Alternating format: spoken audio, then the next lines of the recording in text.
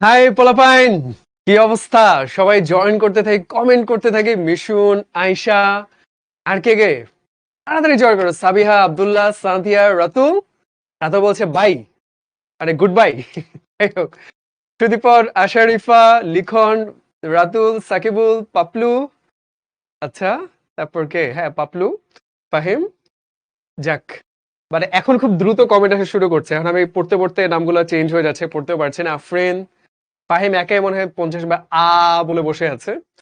অন্তু, নীলিমা, আতিকুল, মাইশা। আচ্ছা, আমি আন্দাজে বলি যে আনিকা, সাদমান, কামাল, জামাল, আহ, রহিমা। মিলে যাবে, কেউ না কেউ থাকবেই না, রাইট? জোস। অরিজিৎ, রাজিন, তারপর বেহতাব, জোস, নাবিলা, রুদ্র জয়েন করে ফেললাম। ফ্যান্টাস্টিক। এন্ড কেমন আছো সবাই সেইটা বলো। কেমন যাচ্ছে দিনকাল? শনিবার সন্ধ্যাবেলা ক্লাস, কোনো কথা? শুক্র শনি একটু ছুটি, একটু আরাম করবা তা না, পড়াশোনা করতে চলে আসতে হলো, তাই না?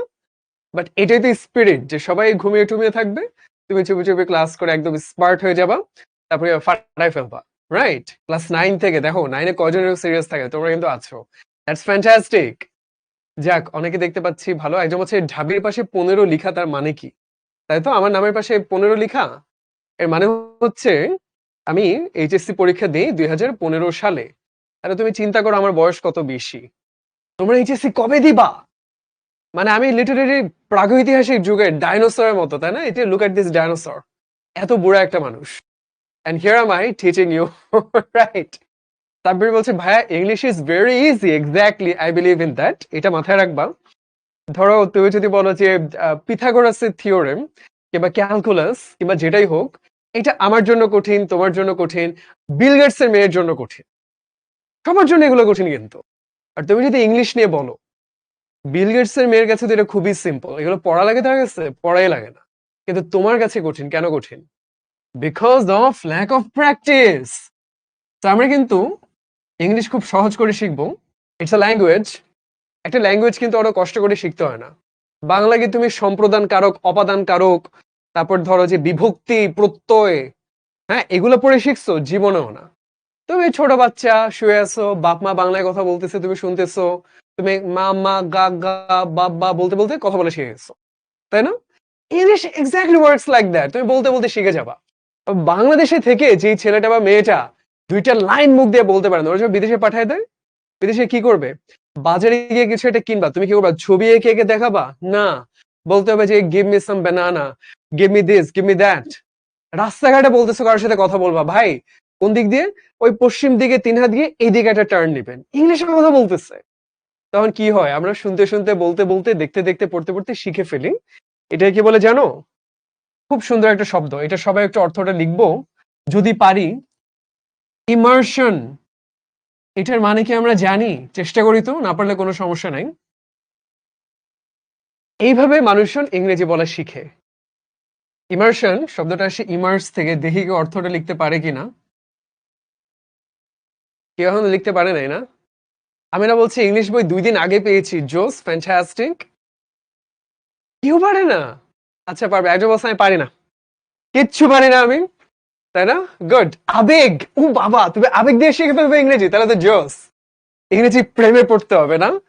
সামনে ভ্যালেন্টাইন্স ডে, রোজ ডে গেল, আজকে মানে প্রপোজ ডে, ইংরেজি কেমনে করে 2 হাত দিয়ে প্রপোজ করতে হবে, তাহলে আমরা শিখে যাব। ঠিক বলছো, প্রেমের সাথে সম্পর্ক আছে। বলে না প্রেমের ওরা জলে ডুবে না, ইমার্স মানে হচ্ছে ডুবে যাওয়া। ইংরেজি শিখতে হয় কিভাবে? একটা ভাষা শিখতে হয় একটু ডুবে গিয়ে। ডুবে যাওয়া মানে কি? তুমি যেমন পানির নিচে ডুবে যাচ্ছ, এমনি এমনি করে সাঁতরাইতেছো, হ্যাঁ, কি হচ্ছে?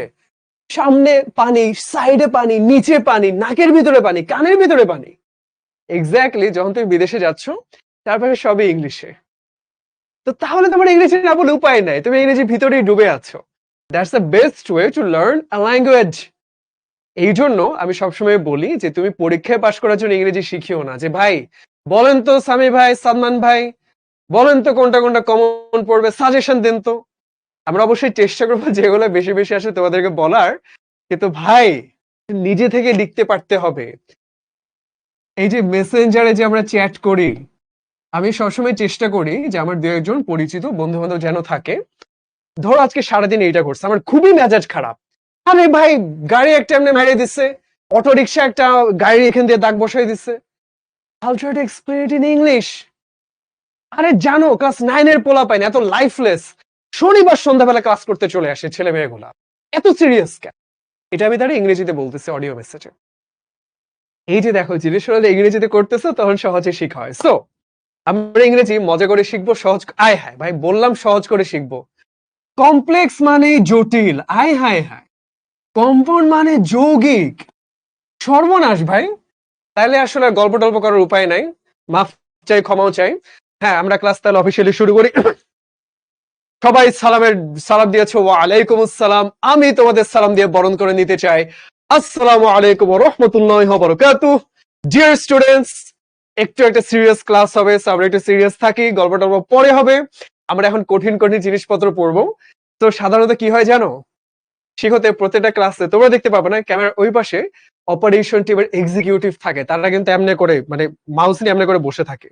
কেউ যখন একটা মানে একটু বিটলামি মার্কা, কি বলে বাংলায়, বিটলামি মন্তব্য করে, তারা তাকে ঘ্যাচাং করে ধরে যে এই ছেলেটাকে এই কমেন্টে নিয়ে ওর বাবা মাকে দেখাতে হবে, ওকে বের করে দাও ক্লাস থেকে। তো ওরা এই কাজটা করে। এই মুহূর্তে কেউ নাই, so আমি এখন কি করবো জানো, আমি স্বৈরাচারের মতো আস্তে করে কমেন্টটাই বন্ধ করে দিব। এই তো ভালো বলেছো, আমি একটু বন্ধ করে দিচ্ছি। Yes, the chair is paused. এখন আমরা পড়াশোনার সাগরে কি করব বলো, ইমার্স, ডুবে যাব, একটু হাবুডুবু খাবো আমরা। এখানেও ইংলিশ, সেখানেও ইংলিশ, নাকের ভিতরে ইংলিশ ঢুকে যাবে। কিন্তু আমরা পারবো, তাই না? আমরা সাঁতার কাটতে শিখে যাব। আমরা ইমার্শনে ডুবে যাব না। একটা কথা আছে, সিঙ্ক অর সুইম, অর্থাৎ তোমাকে যখন পানিতে ফেলে দিবে, হয় তুমি ডুবে যাবা, আর না হলে কি হবে, তুমি সাঁতার কাটতে শিখে যাবা। তা আমরা, ভাইয়া একটু সাজেশন দেন না, ভাইয়া একটু কমন পড়ে না কেন, এটা বলবো না। আমরা সাঁতার কাটতে শিখবো। সাঁতার কাটলে শিখলে কি হবে ভাই, যেখানে দেন আমারে আপনি, এই রাস্তায় পানি জমছে বন্যায় সেখানে ছাড়েন, আমাকে আপনি বাসার ওই যে গামলার ভিতরে পানি দিয়ে ছাড়েন, আমাকে আপনি নিয়ে হচ্ছে এলাকার ওই যে পচা ডোবা এখানে ছাড়েন, আপনি আমাকে নিয়ে অ্যান্টার্কটিকা আটলান্টিক সাগরে ছাড়েন, আমি সুন্দর সাঁতার কাটতে পারবো। Exactly that's what you gonna do. আর আজকে আমরা শিখবো সিম্পল, কমপ্লেক্স, কম্পাউন্ড। আমরা কিন্তু আগের দিন পড়ে এসেছি চেঞ্জিং সেন্টেন্স, কি ছিল? According to meaning, sentence can be divided in 5 categories: assertive, interrogative, imperative, optative, exclamatory. এজন্য ভাইয়া এগুলো কি জানি না তো, তাই না? কেউ না কেউ থাকবে কমেন্ট করবে, যেটা পজ করে রেখে দিছে, ভাই কোনো দরকার নাই। কেউ যদি এগুলো না পড়ে থাকো বা না শুনে থাকো, please go back to that class. তুমি তো অ্যাপে গিয়ে 100 বার দেখতে পারবে, ক্লাসটা একটু দেখে আসো, বা অন্তত পিপিটি ফাইলটা দেখো। আজকে আমরা পার্ট 2 করব। এখানে আমরা মূলত সিম্পল, কমপ্লেক্স, কম্পাউন্ড এই জিনিসগুলো একটু শিখবো। এখন আমরা খুব সিরিয়াসলি একটু শিখবো, এখনো দুষ্টামি না। এখন আমরা এই জিনিসটা মাথায় রাখবো যে সিম্পল, কমপ্লেক্স, কম্পাউন্ড এটা শুধু তোমাদের ক্লাসে না, অ্যাডমিশন টেস্ট দিবে যারা, এই ছেলেমেয়েরা একটু হিমশিম খায়, বেসিকটা ক্লিয়ার নাই। সাঁতার কাটতে হলে পা গুলো এমন নাড়াইতে হবে, হাতটা এমন এমন করতে হবে, এগুলো ভুলে যায়, পানিতে হাবুডুবু খায়। আমরা হাবুডুবু খাবো না, আমরা একটু বেসিক থেকে ধরে ধরে শিখবো, কেমন? তো চলো, এই যে বাক্যটা 3 রকমের হয়, কিসের ভিত্তিতে বলো তো? Assertive, interrogative, imperative, optative, exclamatory, এগুলো হচ্ছে অর্থ বা মিনিং এর ভিত্তিতে। আর এই তিনটা হলো স্ট্রাকচার কিংবা গঠনের ভিত্তিতে। ঠিক আছে, চলো আমরা জিনিসগুলো একটু বুঝি। এটা বুঝতে হলে শুরুতে বুঝতে হবে ক্লজ কোনটা, ফ্রেজ কোনটা। খুব মন দিয়ে শুনি জিনিসটা। চলো দেখি, দুইটাই হচ্ছে বাক্যের একটা অংশ। ক্লজ, ফ্রেজ দুইটাকে বলতে পারি আমরা বাক্যের অংশ, কিন্তু সেখানে একটা পার্থক্য আছে। সেই পার্থক্যটা কোথায়? ক্লজ হলো একাধিক শব্দ, যেখানে একটা সাবজেক্ট থাকে, নাও থাকতে পারে, কিন্তু একটা ভার্ব থাকবে। যেন তেন ভার্ব না, আমরা একটু শিখি। ফাইনাইট ভার্ব থাকবে। ফাইনাইট ভার্ব কি জিনিস আমরা দেখবো সামনে, কেমন? ক্লজ আবার দুই প্রকার, ইন্ডিপেন্ডেন্ট ক্লজ, ডিপেন্ডেন্ট ক্লজ, সেগুলো আমরা পরে শিখবো, এখন বোঝার দরকার নাই। আর ফ্রেজ কোনটা দেখো, এটাও একাধিক শব্দ, কিন্তু সেখানে তো ফাইনাইট ভার্ব নাই। ভাই ফাইনাইট ভার্ব কি জিনিস? আমি এক্সাম্পলটা সবসময় দিই। ফাইনাইট মানে কি? আমরা ইনফিনিট বলি না, অসীম। ফাইনাইট মানে হচ্ছে সসীম। সসীম মানে কি বলো? সসীম মানে হচ্ছে যেটার একটা সীমা রেখা আছে। এই মুহূর্তে বিশ্বকাপ চ্যাম্পিয়ন কারা ফুটবলে? আর্জেন্টিনা। একসময় তাদের নাম কি ছিল? আর জেতে না, জেতেই না কখনো, এখন তারা জিতে গেছে। তার মানে কি এখন থেকে সবসময় জিততে থাকবেন? না, আবার তারা হারতে পারে। তার মানে কি এই জিনিসটা চেঞ্জ হইতেই পারে, সসীম, এই জন্যই বলা হয় ফাইনাইট ভার্ব। যেমন কি তুমি বললা হি গোজ, হি এর জায়গায় যদি দিই আই, কি হয়ে যাচ্ছে? I go. পাস্ট টেন্সে চলে গেলে হয়ে যায় আই ওয়েন্ট। তার মানে দেখতে পাচ্ছি এই ভার্বগুলো চেঞ্জ হচ্ছে। ফাইনাইট, সীমারেখা আছে, চেঞ্জ হতে পারে। তার মানে ক্লজ যদি হয় সেখানে অবশ্যই একটা ফাইনাইট ভার্ব থাকতে হবে। কেমন? চল আমরা দেখি। আই ওয়েন্ট টু স্কুল, এই যে দেখো গো ছিল, পাস্ট টেন্সে ওয়েন্ট হয়ে গেল, এটাই হচ্ছে ফাইনাইট ভার্ব এবং এটা থাকলে এটা ক্লজ হবে। বুঝা গেল? ফ্রেজ কোনটা ভাই? চেঞ্জ হচ্ছে না। খেয়াল করে দেখো, বেস্ট ফ্রেন্ড, তুমি কি চেঞ্জ করবে এখানে বলো? ভেরি প্রিটি, কি চেঞ্জ করবে এখানে? রিয়েলি স্লোলি, কোনো ভার্ব কিন্তু নাই চেঞ্জ করার মতো। এটা আমরা একটু শিখে রাখলাম। কেন শিখছি চলো তাইলে একটু দেখি। ফাইনাইট ভার্ব কি জিনিস চলো দেখি, যেটা আমি একটু আগে বলে আসলাম। একটা ভার্ব যেটা কিন্তু চেঞ্জ হতে পারে কিসের ভিত্তিতে? সিঙ্গুলার প্লুরাল নাম্বারের ভিত্তিতে। যেমন আমরা কি বলেছিলাম, দে যদি প্লুরাল হয় তখন হয়ে যায় গো, আর যদি হি হয় সিঙ্গুলার হয়ে যায় গোস। ঠিক আছে, চেঞ্জ হলো বুঝলাম। পার্সনের ভিত্তিতে, যে থার্ড পার্সন সিঙ্গুলার নাম্বার, হি হলে গোস, ফার্স্ট পার্সনে কিন্তু আই গো, তাই না? পার্সনের ভিত্তিতে চেঞ্জ হয়, টেন্সের ভিত্তিতে চেঞ্জ হয়, পাস্ট টেন্সে দে ওয়েন্ট। তার মানে এগুলো হচ্ছে finite verb. He reads books, third person singular number, ভার্বের পর এস যুক্ত হলো, তাই না? বুঝতে পারলাম। আর নন ফাইনাইট ভার্ব মানে কি? জিরান পার্টিসিপল ইনফিনিটিভ মনে আছে? হালকা হালকা মনে থাকতে পারে, না থাকলেও কোনো সমস্যা নাই। মূলত হলো যে জিনিসগুলো চেঞ্জ হবে না। আই এনজয় রিডিং বুকস, চলো দেখি। এখানে তুমি যদি হি বসাও সেটাও কিন্তু he enjoys reading books. They বসালো they enjoy reading books. Reading শব্দটা কোনোভাবেই চেঞ্জ হচ্ছে না। এগুলো নন ফাইনাইট ভার্ব। আমরা ডিটেলস আজকে পড়বো না, সেটা আমাদের পড়ার বিষয় না আজকে। বাট আমরা তাহলে কি কি শিখলাম বলো তো? মন দিয়ে শুনছি তো, পরে বললে হবে না ভাইয়া, পুরোটা আবার বুঝান। এতটা সম্ভব না, আমাদের ক্লাসের সময়টা লিমিটেড, সময় পেলে অবশ্যই বুঝাতাম। আমরা শুরুতে শিখলাম ফ্রেজ এবং ক্লজ, দুটোই হচ্ছে বাক্যের অংশ। ক্লজের ভিতরে একটা ফাইনাইট ভার্ব থাকবে, ফ্রেজের ভিতরে ফাইনাইট ভার্ব থাকে না। ফাইনাইট ভার্ব কি বলেন? এমন একটা ভার্ব যেটা হচ্ছে সিঙ্গুলার প্লুরাল মানে নাম্বারের ভিত্তিতে, পারসন যেমন থার্ড পারসন সিঙ্গুলার নাম্বার, কিংবা টেন্স, এগুলোর ভিত্তিতে চেঞ্জ হয়। শেষ, কাহিনী শেষ। এইবার তাহলে আমরা আসল খেলাতে ঢুকবো আজকে। Simple complex compound. এইটা পড়তে এসে ওগুলো কেন পড়লাম? Finite verb, clause, phrase. এখন আমরা দেখবো জিনিসটা, চলো দেখি। সিম্পল সেন্টেন্স সবই সিম্পল, কিচ্ছু নাই এখানে। যেমন কি জেমস এট দি অ্যাভোকাডো ভেরি ফাস্ট। বিদেশি ফল অ্যাভোকাডো আমরা চিনিও না, এটা দরকারও নেই। আমরা লিখি হি পিক্স। খেয়াল করে দেখো, এই যে একটা ভার্ব, এটা কিন্তু পার্সনটা কি সিঙ্গুলার, থার্ড পার্সন, একটা এস যুক্ত হলো। তার মানে কি ভার্বটা চেঞ্জ হতে পারে, একটা ফাইনাইট ভার্ব, তাহলে এটা একটা ক্লজ। কিন্তু বাক্যটাকে তুমি চাইলে আরো বড় করতে পারো। হি স্পিক্স ভেরি ফাস্ট, অনেক দ্রুত কথা বলে। তার মানে বাক্যটা বড় করলা, কিন্তু মূল ক্লজটা এটাই থাকলো। এখানে কোনো ফাইনাইট ভার্ব আছে কিছু নাই কিন্তু। তার মানে সিম্পল সেন্টেন্স বলতে বুঝায় এমন একটা বাক্য যেখানে একটা ক্লজ থাকলো, ইন্ডিপেন্ডেন্ট ক্লজ বলে এটাকে, অবজেক্ট থাকলো, শেষ। এরপর মডিফায়ার, এই যে দেখো ভেরি ফাস্ট, তুমি এক্সট্রা অ্যাড করলা, কিন্তু এখানে আলাদা কোনো ফাইনাইট ভার্ব নাই। একটু একটু বুঝা গেল তাই না? আবার একটু একটু বুঝা যায় না, কোনো সমস্যা নাই। সিম্পল সেন্টেন্স মানে হলো সাবজেক্ট আছে, একটা ফাইনাইট ভার্ব আছে, তারপর কিছু থাকতেও পারে নাও থাকতে পারে।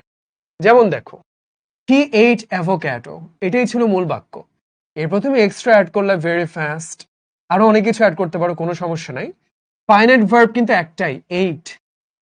এইট থেকে পাস্ট টেন্সে এইট হয়েছে। That is a simple sentence. একটু একটু বুঝে যাচ্ছে? আশা করি যাচ্ছে। এখন কমেন্ট অন করবো না, স্বৈরাচারের মতো আমি কমেন্ট বন্ধ করে পড়িয়ে যাব। মন দিয়ে শুনতে হবে।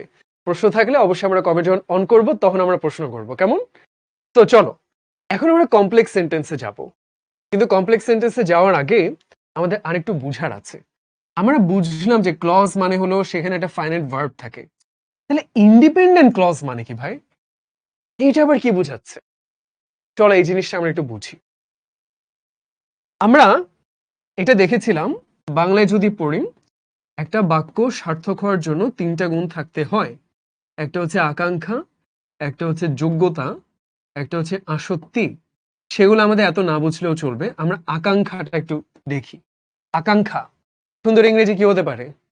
একটা সুন্দর হচ্ছে ডিজায়ার, মানে হচ্ছে চাওয়া। ধরো আমি তোমাকে বললাম, যদি তোর ডাক শুনে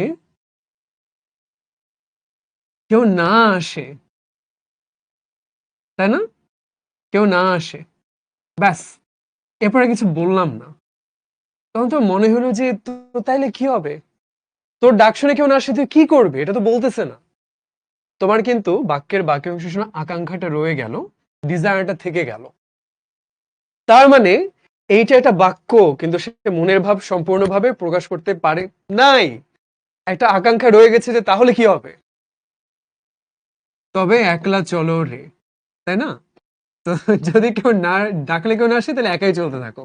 এটা হচ্ছে আমাদের সার্থক বাক্য। তার মানে খেয়াল করে দেখো, বাক্যের 2টা অংশ। একটা হচ্ছে একলা চলো রে, আর একটা হচ্ছে যদি তোর ডাক শুনে কেউ না আসে। 2টা আলাদা না? 2টাই কিন্তু ক্লজ। দেখো, এইখানে একটা ভার্ব আছে, কেউ না আসে, এটা একটা ভার্ব। একলা চলো, এটা একটা ভার্ব। 2টাই কিন্তু ফাইনাইট ভার্ব। তার মানে 2টাই ক্লজ। কিন্তু একলা চলো রে, তোমাকে বলে ভাই একলা চলো, ঠিক আছে, আর কিন্তু কোনো প্রশ্ন নাই। বাক্যের যে অংশটা মনে ভাব নিজেই প্রকাশ করতে পারে সেইটা স্বাধীন, ইন্ডিপেন্ডেন্ট ক্লজ। আর যেটা শুনলে মনে আকাঙ্ক্ষা থেকে যায় তারপর কি হবে, সেইটা ডিপেন্ডেন্ট ক্লজ। একটু একটু বুঝলাম ভাই, অত ভালো মতো বুঝিনি, আবার বুঝান। ঠিক আছে, আবার বুঝাইতেছি। ধরো আমরা লিখলাম, ইফ ইউ ডোন্ট ইট, তুমি যদি ভাত না খাও আমিও কিন্তু খাবো না। আসলে আমি সুলতানের কাচ্চি বিরিয়ানি টেনে খেয়ে পেট একদম ভরা, কিন্তু ঢং করতেছি যে তুমি না খেলে কিন্তু আমিও খাবো না। এরকম ঢং করে না অনেকে। Exactly, if you don't eat I won't eat. এইখানে বাক্যটাই তুমি দেখো, তুমি যদি বলো আমি ভাত খাবো না, ঠিক আছে খাইস না, দেহে কদিন না খেয়ে থাকতে পারিস। এখানে কিন্তু কোনো আকাঙ্ক্ষা নাই যে না খেলে কি হবে, কোনো প্রশ্ন নাই। আমি খাবো না, শেষ। তার মানে এটা হচ্ছে ইন্ডিপেন্ডেন্ট ক্লজ, ঠিক কিনা? সে নিজে নিজের মনে ভাব প্রকাশ করতে পারছে, কেমন? আর ইফ ইউ ডোন্ট ইট, যদি তুমি না খাও তাহলে কি হবে, প্রশ্ন থেকে গেল। তাহলে সে হচ্ছে ডিপেন্ডেন্ট ক্লজ। তাহলে আমরা একটু বুঝতে পারলাম জিনিসটা। 2 ধরনের ক্লজ হয়, যে হচ্ছে নিজের মনে ভাবটা সম্পূর্ণ প্রকাশ করতে পারছে, আর কাউকে দরকার হচ্ছে না। আমি ভাত খাবো না, আই ওয়ান্ট ইট, এটা ইন্ডিপেন্ডেন্ট ক্লজ। আর যে একা একা মনোভাব প্রকাশ করতে পারে না, সে ইন্ডিপেন্ডেন্ট ক্লজের উপর নির্ভরশীল। এজন্যই সে ডিপেন্ডেন্ট, নির্ভরশীল। সে কি, যদি তুমি ভাত না খাও, ইফ ইউ ডোন্ট ইট। বুঝা গেল? এত প্যাচাপেচি এগুলো কেন শিখতেছি ভাইয়া? কারণ এখন একটা প্যাচানো জিনিসে যাব। কমপ্লেক্স সেন্টেন্স নামে হচ্ছে জটিল। ও জানে যে ভাই এটা জটিল, ও সিম্পল নাম দেয় না, ও নামই দিছে কমপ্লেক্স, তাই না? তাহলে জিনিসটা তো একটু জটিল হবে, কিছু করার নাই। তো সামি ভাইকে দোষ দিও না যে ভাইয়া আমি তো কিছু বুঝি নাই, জিনিসটা একটু জটিল, আবার কোনো দোষ নাই বাবা। তো এখন কি বলছি ওরা, দেখো, কমপ্লেক্স সেন্টেন্স একটা বাক্য যেখানে কি থাকে, একটা ইন্ডিপেন্ডেন্ট ক্লজ থাকবে আর একটা ডিপেন্ডেন্ট ক্লজ থাকবে, ব্যাস কাহিনী শেষ। এবং সেটাকে আমরা যুক্ত করব কি দিয়ে, সাবঅর্ডিনেটিং কনজাংশন, শেষ। উদাহরণ কি দিয়েছে, because, although, since, when, if. আমাদের এগুলো অর্থগুলো জানতে হবে। তো আমরা কমপ্লেক্স সেন্টেন্স বলতে কি মাথায় রাখলাম, অবশ্যই কমপক্ষে 2টা ক্লজ থাকবে। একটা থাকবে ইন্ডিপেন্ডেন্ট, একটা থাকবে ডিপেন্ডেন্ট। একের অধিকও হতে পারে, তবে তোমাদের লেভেলে কখনো একাধিক আসবে না, 2টা ক্লজই থাকবে। চলো আমরা একটু দেখি। খুবই সিম্পল জিনিস, দেখো, তুমি তোমার লক্ষ্যগুলো অর্জন করবে, ঠিক আছে করব, সমস্যা কিছু নাই। তাহলে কি, এই পার্টটা হচ্ছে ইন্ডিপেন্ডেন্ট, সে স্বাধীন, তার কাউকে লাগছে না মনোভাব প্রকাশ করার জন্য। আর এই পার্টটা দেখো, ইফ ইউ ওয়ার্ক হার্ড, যদি তুমি পরিশ্রম করো, তাহলে তো অনেক কিছুই হতে পারে। তুমি যদি পাবজি খেলে পরিশ্রম করো, ভালো পাবজি খেলতে পারবা। তুমি যদি ধরো যে টিকটকে পরিশ্রম হতে ভালো টিকটকার হইতে পারবা, আর তুমি যদি পড়াশোনাতে পরিশ্রম করো তুমি পড়াশোনায় ভালো করতে পারবা। তার মানে যদি তুমি পরিশ্রম করো এটাতে মনোভাব প্রকাশ হয় নাই। আমার প্রশ্ন রয়ে গেছে কি হবে তাহলে? এই যে এটা হচ্ছে ডিপেন্ডেন্ট ক্লজ। বুঝতে পারলাম পানির মতো সহজ জিনিস। তো আমাদের খেয়াল রাখতে হবে কমপ্লেক্স সেন্টেন্সে এই যে এগুলো হচ্ছে সাবঅর্ডিনেটিং কনজাংশন, এই জিনিসগুলো আমরা খেয়াল রাখবো। কেমন? তো এরকম অনেকগুলো আছে, আমাদের সবগুলো পড়ার দরকার নাই। আমরা ইম্পর্টেন্ট গুলো দেখে রাখি, আমি অর্থগুলো বলেও দিচ্ছি। আমরা এগুলো একটু মাথায় রাখবো, কেমন? চলো একটা একটা করে দেখি। বিকজ মানে কি? কারণ, ঠিক কি না? যেমন এই বাক্যটার অর্থ কি? আমি এই শো এর শুরুটা মিস করে ফেললাম কারণ আমি দেরিতে আসছি। বুঝলাম? অলদো কিংবা শুধু দো মানে হচ্ছে যদিও, ইফ মানে হচ্ছে যদি, বিকজ মানে তো কারণ, সিন্স মানে যেহেতু, যেহেতু সে ক্লান্ত ছিল তাই সে তাড়াতাড়ি ঘুমাতে গিয়েছে। অলদো মানে যদিও, ওয়েন মানে যখন কিংবা কখন। শেষ। মজা এই কয়টাই? না, নামটা তো কমপ্লেক্স সেন্টেন্স, তাহলে তো একটু ঝামেলা গ্যাঞ্জাম করতেই হয়। আল্লাহ কতগুলো আবার বেরিয়েছে, শিখতে হবে, কিছু করার নাই। আফটার মানে কি? পরে, জানি আমরা। ইফ মানে যদি, অলদো মানে যদি, সিন্স মানে কারণ, ওয়েন মানেও যখন। ও তাহলে আর অত ঝামেলা নেই, একই জিনিস ঘুরে ফিরে দিচ্ছে, তাই না? ইয়াস। তো এরকম অনেকগুলো সাবঅর্ডিনেটিং কনজাংশন আছে, সেগুলো থাকলে আমরা চিনতে পারবো যেগুলো হচ্ছে কমপ্লেক্স সেন্টেন্স। এগুলো মুখস্থ করে কিছু নাই, আমরা শুধু অর্থগুলো একটু মাথায় রাখবো। আর তুমি কিভাবে চিনবা সেন্টেন্সটা বলো? খুবই সিম্পল। তুমি দেখতে পাচ্ছ এটা সাবঅর্ডিনেট কনজাংশন, তার মানেই হলো এটা ডিপেন্ডেন্ট ক্লজ ও মনে ভাব সম্পূর্ণ একা একা প্রকাশ করতে পারে নাই। ওর আরেকটা অংশ দরকার হয়েছে, সেটা হচ্ছে ইন্ডিপেন্ডেন্ট ক্লজ। খেলা শেষ। সিম্পল জিনিস, তারপরে যদি কঠিন লাগে, শুরুতে কি বললাম?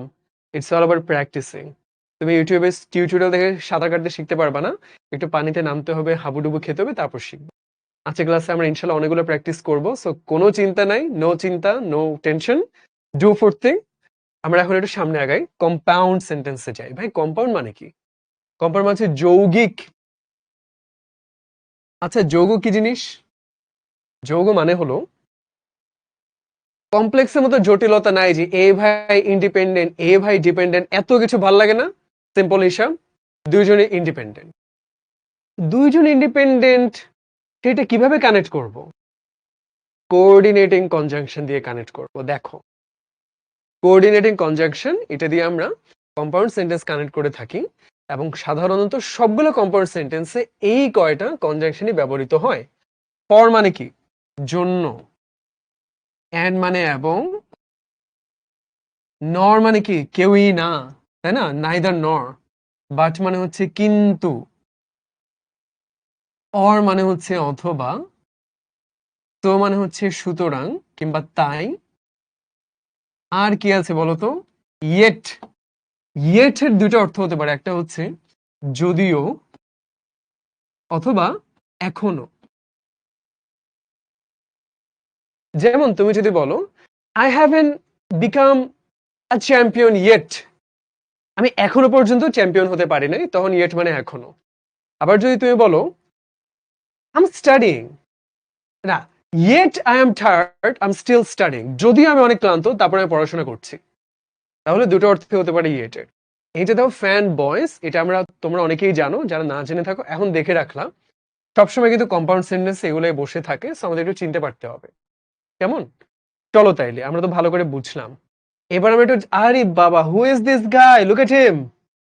হ্যাঁ তো ওই ফাটাই ফেলতেছে, কি করতেছো? এক হাতে ঘড়ি, এক হাতে বই, এক হাতে কলম, মানে অনেক পড়াশোনা করতেছে না? হার্ড ওয়ার্ক করতেছে। লাইফটা অনেক কঠিন, হার্ড ওয়ার্ক করতে হবে। চলো আমরা একটু হার্ড ওয়ার্ক করবো। কি করব? আমরা এখন আসল খেলাতে প্রবেশ করলাম, সেটা ট্রান্সফরমেশন অফ সেন্টেন্স। তুমি যদি ইন্টারে পড়তা, আমি হয়তো ফাইনাইট ভার্ব হাবি যাবে বুঝাতে যেতাম না, আমি সরাসরি এটা দিয়ে ক্লাস শুরু করতাম। তোমরা যদি ছোট বাচ্চা, লাদা সুটকিয়া, তো তোমাদেরকে এগুলো ধরে ধরে বুঝালাম। আমি জানি কমেন্ট, আচ্ছা কমেন্ট অন করেই দে। এখন অনেকে ভাই আগে কিচ্ছু বুঝি নাই, আবার বুঝা। রাইট। আচ্ছা দেখি কেন জানি কমেন্ট অন করে, ভুলিতে গেছি ক্যামেরা ক্যামেরা অন করে। আচ্ছা আমি যিনি আছে তাকে একটু ডেকে আনি। হ্যাঁ তোমরা এতক্ষণ ধরে তোমাদের কি বলে, তোমাদের মৌলিক অধিকার হরণ করা হয়েছে, তোমরা কমেন্ট করতে পারছো এটা মানেই যাচ্ছে না। আমরা এখন ট্রান্সফরমেশন শিখবো, তার মানে তোমার পরীক্ষায় আসবে যে কিভাবে তুমি সিম্পল থেকে কমপ্লেক্সে নিবা, কিংবা কমপ্লেক্স থেকে কম্পাউন্ডে নিবা। চলো আমরা একটু দেখি। এই যে একটা বাক্য দিল, সিম্পলে আছে in spite of his trying hard and soul. আসলে হার্ড হবে না, এখানে হার্ট হবে। আমি আসলে একটু ভুলে গেছি কমেন্টটা কিভাবে অন করে। আমি একটু দেখে নেই। ও একদম নিচে গিয়ে তারপর এটা, হ্যাঁ, ওপেন চ্যাট এবার রিজিউম। ওকে, আমি একটু অন করে দিই কমেন্টটা, নাহলে সবাই বদদোয়া দিবে যে এতক্ষণ ধরে কমেন্ট করতে দিচ্ছে না কেন। যাক, আফরিন ফারজানা বলছে ইয়েই, তারপর আরিয়ান বলছে আবার বুঝান, জোস। আর বলছে কিচ্ছু বুঝি নাই, আরে ফ্যান্টাস্টিক। আল্লাহর রহমতে একটা দুটো বলছে কিছুটা বুঝেছি, আলহামদুলিল্লাহ। আমার 2 রাকাত নফল নামাজ পড়তে ইচ্ছা করতেছে, খুব ভালো লাগলো। একজন পুরো লিস্ট করে দিচ্ছে ওই যে কমপ্লেক্সের সাবঅর্ডিনেট কনজাংশন গুলা, কে এত সুন্দর কাজটা করছে আমাদের আফটার অলদো। হ্যাঁ, এটা তালহা করছে না, ফ্যান্টাস্টিক, ভেরি গুড। অনেক বলছে কিছুই বুঝি নাই, অনেক বলছে স্বৈরাচার। আরে তীব্র প্রতিবাদ জানাচ্ছি ভাই, আমি খুব ভয় পাইছি। আচ্ছা, আমি একটু তাহলে আবার স্বৈরাচারের মতো কাজটা কি করব, হালকা একটু করি। আচ্ছা, ফারদিন বলছি স্ক্রিনটা ঘোলা দেখাচ্ছে, ক্যামেরা একটু জুম করতে হবে, আমি জানিয়ে দিচ্ছি কেমন। আহ আমি অডিওতে বলে দিই। একজন ফারদিন বলেছে স্ক্রিন নাকি একটু ঘোলা দেখা যাচ্ছে, ক্যামেরা মনে হয় একটু জুম করতে হবে বা একটু দেখেন। আচ্ছা, উনি এসে দেখবে। শোনো, এখন আমি কমেন্ট অন করতেছি না, কারণ আমি ধরে নিচ্ছি তোমরা বাচ্চা পোলাপাইন, তোমরা পারবা না। তো আমি আগে শুরুতে ব্যাখ্যা করব, তারপর আমরা এক্সারসাইজে যাবো। তখন না পারলে কিন্তু সমস্যা, কারণ তখন কিন্তু তোমাদের স্বাধীনতা দেওয়া হবে কমেন্ট করার। আমরা আগে ভালো করে বুঝে নেই জিনিসটা। এখানে একজন বলছে in spite of his trying heart and soul he could not succeed in life. আচ্ছা, ইন স্পাইট অফ এটার মানে কি আমরা জানি? এটার মানে হচ্ছে সত্ত্বেও। সত্ত্বেও মানে কি ভাই? এত কঠিন শব্দ এগুলো কোত্থেকে আমদানি হচ্ছে? আচ্ছা, তাহলে ফারদিন তোমায় খুব নিষ্ঠুর একটা কথা বলবো আমি। আমাদের দিক থেকে সবই ঠিক আছে, তোমার ইয়েতে সমস্যা, তোমার মনে হয় নেটের সমস্যা। স্যার, তুমি কি করবে এখন? তুমি যেটা করতে পারো, তুমি অ্যাপ থেকে বেরিয়ে আবার জয়েন করে দেখতে পারো, হয়তো তখন দেখবে ঠিক হয়ে গেছে। মানে এখানে ক্যামেরা যেটা ঠিকই আছে, হ্যাঁ, হয়তো নেটের সমস্যার জন্য একটু খারাপ দেখা যাচ্ছে। তো চলো আমরা একটু মাথায় রাখবো, ইনস্পাইট দিলে তুমি অফ দিবা সাথে, অথবা তুমি ডেসপাইট দিতে পারো, তখন তুমি অফ দিবা না। হয় ডেসপাইট না হলে ইনস্পাইট অফ। এটা অনেকে কনফিউজড হয়ে যায়, আমরা হব না, আমরা শিখে রাখলাম। সত্ত্বেও মানে কি? সত্ত্বেও বসে বিপরীত অর্থ বুঝাতে। যে বাংলা সিনেমায় যে জসিম বলে না, তোমার তো জসিমের চিনো না। আমি ভাই ছোট থাকতে সে মারা গেছে, আমি লাদা বাচ্চা থাকতে আগে, যাই হোক, চৌধুরী সাহেব আমি গরিব হতে পারি কিন্তু আমি অনেক সৎ। তার মানে কি, গরিব হওয়া সত্ত্বেও আমি অনেক সৎ। এমন যেন গরিব মানুষরা অসৎ হয় আর বড় লোকরা খুব সৎ হয় না। দুর্নীতি কারা করে? গরিব লোকরা করে, বড় লোকরা বেশি করে। যাই হোক, তো তাহলে এখানে কি বলছে? সে জান প্রাণ দিয়ে পরিশ্রম করা সত্ত্বেও জীবনে সফল হতে পারে নাই। তাহলে এটা হচ্ছে সিম্পল একটা সেন্টেন্স। ভাই এত বড় বাক্য সিম্পল কেমনে হয়? এই যে খেলাটা এখন মন দিয়ে দেখি। হি could not succeed in life. Could not succeed এটা কি জিনিস বলো? একটা ফাইনাইট ভার্ব। কেন ফাইনাইট ভার্ব? ক্যান নট ছিল, পাস্ট টেন্সে কুড নট হলো, এটা তো আমরা বুঝলাম। তাহলে আমরা একটা ফাইনাইট ভার্ব পেলাম। এই যে এই পার্টটা দেখো, in spite of trying heart and soul, কোনো ফাইনাইট ভার্ব আছে? দেখো তো তুমি মন দিয়ে। ট্রাইং শব্দটা তুমি কি চেঞ্জ করতে পারবা? হি এর জায়গায় তুমি দে দাও, পারবা চেঞ্জ করতে? পারবা না। এটা নন ফাইনাইট ভার্ব, তাই না? তো তাহলে বাক্যটা 3 মাইল লম্বা হোক, তৌহিদে যেমন 6-7টা হাত, এটাও 10 হাত লম্বা বাক্য হোক, বাক্য কিন্তু তুমি এখানে চেঞ্জ করতে পারবা না। এটা হচ্ছে নন ফাইনাইট ভার্ব, এটা একটা ফ্রেজ। কেমন? সো তুমি এটাতে কনফিউজড হয়ে যাবে না, বাক্য বড় দেখে কমপ্লেক্স কিনা। তুমি খেয়াল রাখবা ফাইনাইট ভার্ব শুধু একটা আছে, could not succeed, simple sentence. ভাই এখন কমপ্লেক্স কেমনে বানাবো ভাই? অনেক চেষ্টা করা সত্ত্বেও সে কিন্তু পারে নাই তার ভাগ্যটা চেঞ্জ করতে বা সফল হতে। ঠিক আছে, আমরা একটু চিন্তা ভাবনা করে দেখি কি করা যেতে পারে। অনেকগুলোই তো সাবঅর্ডিনেটিং কনজাংশন দেখে আসছি না? হ্যাঁ, দেখছি তো। কোনটা দেয়া যেতে পারে? চলো আমরা একটু দেখি, কম্পাউন্ড করি। আচ্ছা, কম্পাউন্ডে কি কি ছিল চলো তো দেখি। ফ্যান বয়েজ, বাক্যটা যদি কম্পাউন্ডে নেই, সবাই চেষ্টা করেছে কিন্তু সে সফল হতে পারে নাই। সে অনেক he tried hard and so, কিন্তু কোথায় আছে দেখি? কিন্তু but he could not succeed in life. চলো দেখি পারলাম কিনা। He tried hard and so, আবারও বলছি এটা হার্ড না, heart. But he could not succeed in life. তাহলে কি করলাম দেখো, দুইটা আলাদা আলাদা ভাগ করলাম। সে চেষ্টা করেছে, সে সফল হতে পারেনি। দুইটাই ইন্ডিপেন্ডেন্ট ক্লজ, দুইটা মনে ভাব স্বাধীনভাবে প্রকাশ করতে পারছে। আমরা মাঝখানে একটা কম্পাউন্ড কোঅর্ডিনেটিং কনজাংশন যেটা ছিল ফ্যান বয়েস বসিয়ে দিলাম, কম্পাউন্ড হয়ে গেল।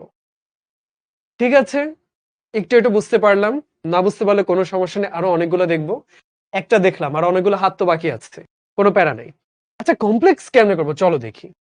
দো he tried heart and soul, যদিও, দো মানে কি যদিও, দো কিংবা অলদো মানে হচ্ছে যদিও, যদিও সে চেষ্টা করেছে কিন্তু সে সফল হতে পারেনি। তাহলে ভাইয়া কম্পাউন্ড আর কমপ্লেক্সের পার্থক্যটা কোথায় তুমি খেয়াল করে দেখো। He tried heart and soul, সে সাধ্যমতো চেষ্টা করেছে, মনোভাব স্বাধীনভাবে প্রকাশ হলো। কোনো কি প্রশ্ন বাকি আছে? নাই। সে জীবনে সফল হতে পারেনি, এটাও কিন্তু স্বাধীনভাবে প্রকাশ করলো, কোনো প্রশ্ন নাই। দুইটা স্বাধীন ইন্ডিপেন্ডেন্ট ক্লজ তুমি ফ্যান বয়েজ যেগুলো আছে একটা দিয়ে যুক্ত করে দিলে কম্পাউন্ড হয়ে যাচ্ছে। কমপ্লেক্সে দেখো, he could not succeed in life, সে জীবনে সফল হতে পারে নাই, মনোভাব প্রকাশ হলো, এইটা ইন্ডিপেন্ডেন্ট ক্লজ। এবার বাকিটা দেখো, though he tried heart and soul, যদিও সে সাধ্যমতো চেষ্টা করেছে। এখন প্রশ্ন থাকলো তাহলে কি হয়েছে, যদিও চেষ্টা করেছে তো প্রশ্ন রয়ে গেল, এইটা ডিপেন্ডেন্ট ক্লজ। তার মানে কমপ্লেক্স সেন্টেন্স মানে হলো একটা ডিপেন্ডেন্ট একটা ইন্ডিপেন্ডেন্ট ক্লজ থাকবে, তাই না?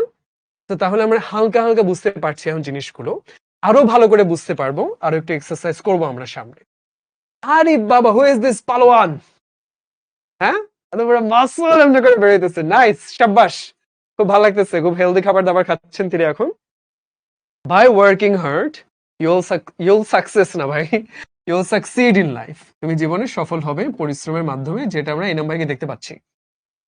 তো তাহলে খেয়াল করে দেখো, ইউ উইল সাকসিড একটা ফাইনাইট ভার্ব, এই যে ফিউচার টেন্স হয়ে গেল, চেঞ্জ হলো, এই ওয়ার্কিংটাকে তুমি চেঞ্জ করতে পারবে না, এটা নন ফাইনাইট ভার্ব। এখন তাহলে ভাই কিভাবে নিব? দেখো ওরা কিন্তু সুন্দর করে ফর্মুলা লিখে দিয়েছে। সো আল্লাহর ওয়াস্তে কেউ যদি বললো ভাই আমি কিছু বুঝি নাই, পুরোটা আবার বুঝান, তা আমি কি করবো? রাত 11টা পর্যন্ত ক্লাস নিবো? সেটা তো পারবো না।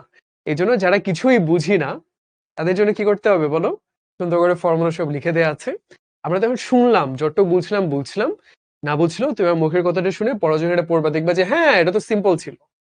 এক্স্যাক্টলি, সবই খুবই সিম্পল, কঠিন কিচ্ছু নাই। যারা একদম প্রথমবার দেখছো একটু কঠিন লাগতেই পারে, ভয় পাওয়ার কিছু নেই, লিখে দেওয়া আছে। কম্পাউন্ডে কি বলছে বলো? ইম্পারেটিভ করতে হবে, তাই তো? ইম্পারেটিভ মানে কি? তোমাকে আমি বলবা ভাই তুমি কি একটু পড়াশোনা করবা, তুমি একটু পড়াশোনা করা উচিত, ইউ শুড স্টাডি। ইম্পারেটিভ বলবো পড়তে বয়, এক্ষুনি পড়তে বয়। তার মানে সেখানে ইউ বললাম না, যে তুমি পড়তে বসে, এটা আর বললাম না, ইউটা আমরা উজ্জ্ব রাখলাম। চলো তাহলে কি হবে? ইম্পারেটিভ হবে ওয়ার্ক হার্ড, তাই না? ওয়ার্ক হার্ড, তারপর এন্ড বসাতে বললো, and you'll succeed in life. চলো দেখি, শাবাশ, ওয়ার্ক হার্ড, পরিশ্রম করো, এন্ড ইউল সাকসিড, আবার লিখছে সাকসেস, সাকসিড ইন লাইফ। এবার আমাদের কমপ্লেক্স করতে হবে। ভাই কমপ্লেক্সটা কিভাবে? যদি তুমি পরিশ্রম করো তাহলে তুমি জীবনে ভালো করবা। তাহলে দেখো, এইটা কিন্তু যা আছে তাই থাকবে, ইউল সাকসিড ইন লাইফ। এখানে কি হয়ে যাবে? If you work hard. আরে তাহলে তো জিনিসটা অতটা কঠিন না, মনে হচ্ছে পারবো ভাই আমরা, নাকি কি মনে হয়? চেঞ্জিং সেন্টেন্স অত কঠিন কিছু না। যে শুরুতে ব্যায়াম করতেছেন একটু কঠিন লাগতেছে, 2 দিন পর দেখবা পরে এরকম মাসল হয়ে যাবে, তখন ভাই ইজি। এইটাই খুবই ইজি জিনিস, আমরা একটু প্র্যাকটিস করলেই পারবো। চলো সামনে একাই।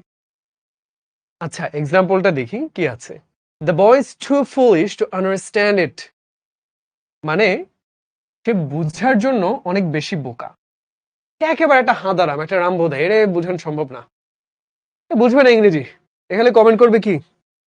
এ কমেন্ট করবে বুঝিনি, তাই না? বুঝিনি। তাও এটা নিয়ে পারা যাবে না, পারতে তো হবে। কিভাবে পারবো বলো তো? চলো আমরা দেখি কোম্পানি কি বলছে। ভেরি মাচ দিয়ে দিব। আচ্ছা এটা আবার কি জিনিস? The boy is very foolish, and দিতে বলছে, and he does not understand it. The boy is very foolish and he cannot understand it. তাহলে দেখো দুইটা ভাগে ভাগ করলাম ভেঙে, সে অনেক বোকা, সে কিছু বুঝতে পারে না, মাঝখানে এন্ড লাগিয়ে দিলাম। সিম্পল, একদম সিম্পল। আর তাহলে আমরা কমপ্লেক্সে কি করব? সো দ্যাট, এটা আবার কি জিনিস? একই কাজ। টু কে কেটে আমরা দেবো the boy so foolish, that he cannot understand it. চলো দেখি। So foolish that he cannot understand it. কেমনে হইলো বলো তো? ছেলেটা এতই বোকা যে সেটা বুঝতে পারছে না। ভাঙলে কি হয়? হি ক্যানট আন্ডারস্ট্যান্ড ইট। এটা কি ছিল? নরমাল একটা বাক্য, সে বুঝতে পারছে না। যখন বলে সে এতই বোকা যে, তখন প্রশ্ন থাকে এতই বোকা তো কি হয়েছে? The boy so foolish that, এটাকে আমরা বলতে পারি কি? ডিপেন্ডেন্ট ক্লজ, তাই না? তো এখন বলতে পারো ভাইয়া এগুলো তো মাথায় ঢুকতে চাইছে না। হ্যাঁ, মাথায় ঢুকার মতো জিনিস এগুলা না, নতুন হলে একটু কঠিন লাগবে। ধরো তোমার কাছে বাংলাদেশে 8টা বিভাগের নাম বলো তো, বলো তো। সাথে সাথে বলতে গেলে ঢাকা, চট্টগ্রাম, বরিশাল, ময়মনসিংহ, রাজশাহী, বরিশাল, রাজশাহী, ময়মনসিংহ, সিলেট, বরিশাল, তারপর ময়মনসিংহ একটু কিন্তু প্যাচ লেগে যায়। আর যখন তুমি রেগুলার পড়বা, হ্যাঁ পারি। বলো তো এশিয়া 10টা দেশের নাম ঝটপট করে বলো তো মনে মনে। বাংলাদেশ, ভারত, নেপাল, ভুটান, পাকিস্তান, শ্রীলঙ্কা, মালদ্বীপ, চীন, মায়ানমার, জাপান। প্র্যাকটিস থাকলে পারবে, এক্স্যাক্টলি। একটু প্র্যাকটিস লাগবে, রাইট? তো এই যে আমরা নিয়মগুলো দেখবো, আমরা কিন্তু 100টা নিয়ম দেখবো না। আমরা ঘুরে ফিরে অল্প কয়েকটা নিয়ম দেখবো যেগুলো সবসময় পরীক্ষায় আসে, সবচেয়ে ইম্পর্টেন্ট। তো প্যারা খাওয়ার কিচ্ছু নাই, এটা আমরা না পারলে কিচ্ছু নাই, কিন্তু আমরা এটা মনে রাখবো। কেমন? যে আমাদের মনে রাখতে হবে এইভাবে এইভাবে চেঞ্জ গুলো হয়। এখানে ব্যাখ্যা করার তেমন কোনো সুযোগ খুব একটা নাই। তো একটু বোরিং জিনিস, সেটা আমিও বুঝি, কি করবো বলো। চলো এইবার তাহলে আমরা একটু কমেন্টটা অন করি, দেখি কিছু পারি কিনা। মনে হচ্ছে আমরা পারবো। রেজিউম করে দিলাম কমেন্ট সেকশন, স্বৈরাচারে পতন ঘটে গেল। এখন আমরা একটু চেষ্টা করবো কমেন্ট করা, বলবো ভাই এত কঠিন প্রশ্ন, এর থেকে কমেন্ট বন্ধ রাখলে ভালো ছিল, আপনি বলতেন আমরা খালি শুনতাম। এখন কমেন্ট করতে গেলে তো পারবো না, কিন্তু আমার বিশ্বাস সাহসী বীর পুরুষ তোমরা, তোমরা পারবা। একটু চেষ্টা করি, একটু চেষ্টা করি উত্তরগুলো লিখার, দেখি পারি কিনা। মনে হচ্ছে পারবো। সংজ্ঞাগুলো বাংলায় দিলে ভালো হয়, বাংলায় দিলে খুবই খারাপ হয়। কেন খারাপ হয়? কারণ হলো বাংলায় পড়ে তুমি বেশি তো আগাইতে পারবে না। সবসময় চেষ্টা করো ইংরেজিতে শিখার, তারপর আমরা তো চেষ্টা করব। একজন বলছে হ্যাঁ, এই যে উত্তরটা আমরা দিচ্ছি, যেমন দেখতে পাচ্ছি সবার আগে উত্তর। আচ্ছা, জান্নাত করেছি, if I could still be able to go see money tomorrow. তেমন ভালো হয়নি, চেষ্টা করছি আলহামদুলিল্লাহ। আচ্ছা, দেয়ার ওয়াজ আ লিটল গার্ল, যে কয়জন চেষ্টা করছি, গুড। ফাতেহা চেষ্টা করেছে, তারপর আরিয়ান চেষ্টা করেছে। একটু চেষ্টা করি আমরা, তারপর আমি তো উত্তর বলেই দিচ্ছি। তাহমিদ চেষ্টা করেছে, জোস। শোনো, চেষ্টা না করলে না আসলে কিছু হবে না, খালি ভাইয়া বলবে শুনবো, তারপর ভাইয়া কিছু বুঝি নাই, এভাবে কিন্তু জীবন চলবে না। রাইট? আচ্ছা, ক্লাস শেষ হওয়ার পরে আমরা অবশ্যই চেষ্টা করব তোমাদেরকে সময় দেওয়ার, যদি পারি। দেখো এটা কম্পাউন্ড করতে হবে। Once upon a time there was a little girl name Tarin. তুমি খেয়াল করো, আমাদের যত ঝামেলা মারামারি কাটাকাটি, সেটা হচ্ছে ফাইনাইট ভার্ব যেখানে আছে, ওয়াজ এইখানে। ওয়ান্স আপন এ টাইম একটা ফ্রেজ, ওরে ভাই কেউ ধরবেও না মারবেও না, কাউ দুধ ভাত লিখে দিয়ে ও একটা দুধ ভাত, ফ্রেজে কেউ ঘাটাবেন না। আমাদের মারামারি সব হচ্ছে ফাইনাইট ভার্ব নিয়ে। এটা কি করা যায়? Once upon a time there was a girl and her name was Tarin. দেখি তো হইলো কিনা। এই যে দেখো, আমরা ফাইনাইট ভার্ব বলে জায়গাটাকে ভাঙবো। দেয়ার ওয়াজ আ লিটল গার্ল, এক ভাগ করলাম। হার নেম ওয়াজ তারিন, আরেক ভাগ করলাম, হয়ে গেল। সিম্পল নিব সেকেন্ডটা। Though she was a nice little girl, যদিও সে ছিল খুব মিষ্টি মেয়ে। যদিও থাকে কখন? কমপ্লেক্স সেন্টেন্সে। এটা সিম্পল বানাইতে হবে। আমাদের কি মনে আছে? কিছুই মনে নাই, হালকা হালকা মনে থাকতে পারে। চলো তো আমরা দেখি, আমরা দেখেছিলাম কিন্তু। কোথায় দেখেছিলাম? এই যে দেখো, এখানে ছিল। যদিও সে চেষ্টা করেছে, সেখানে আমরা ইনস্পাইট অফ অথবা ডিসপাইট দিয়েছিলাম। আমরা এই কাজটাই করব। নতুন নতুন একটু কঠিন লাগতে পারে, কিন্তু কি বললাম, একটু প্র্যাকটিস করলে আমরা পারবো। তুমি লিখতে পারো ইনস্পাইট অফ অথবা despite being a nice little girl, বাকিটা যা আছে তাই থাকবে। দেখবা একটু একটু করতে করতে সহজ লাগা শুরু করবে। এটাতে আসি, she also helped her mother in her free time. একটু কঠিন লাগছে তাই না? দেখি পারি কিনা। কেউ পারবো না, সমস্যা নাই। She also helped her mother when she had her free time, যখন তার ফ্রি সময় ছিল। লাস্টে গিয়েছে she worked hard to shine in life. কি হতে পারে এটা?